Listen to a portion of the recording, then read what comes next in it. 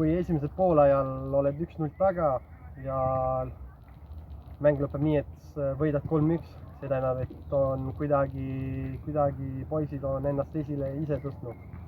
Ma olen väga rahul, ma olen väga rõõmus, kuidas poisid vastu läksid Tammekale.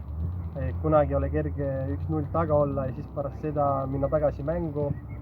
Eriti kuna me algusel me ei ole harjunud sellega, aga oli näha, et meeskonna nii-öelda liidrid võtsid teised mängijad kätte ja kõik koos läksime võidule. Muidugi uuesti natuke läheb igavaks, aga tuleb Tarvi esile tõsta, kes jälle tegi väga korraliku mängu ja pärast 2 mängu on juba 6-ga ees.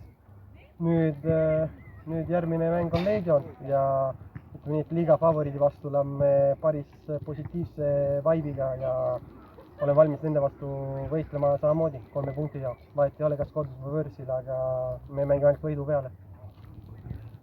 Ma arvan, et esimene poolaeg oli päris kohutav meie poolt, et ei saanud mängu käima ja andsime initsiatiivi kergesti ära. Individuaalsed eksimised hästi palju. Aga poolajal Simone ja Robin luges meestel sõnad peale ja tegime paar vahetust ja saime mängumootori kirja ja käima ja Tarvilt 3 väravat, et teine poolaeg oli super. Kuidas enda mänguga rahule jäid?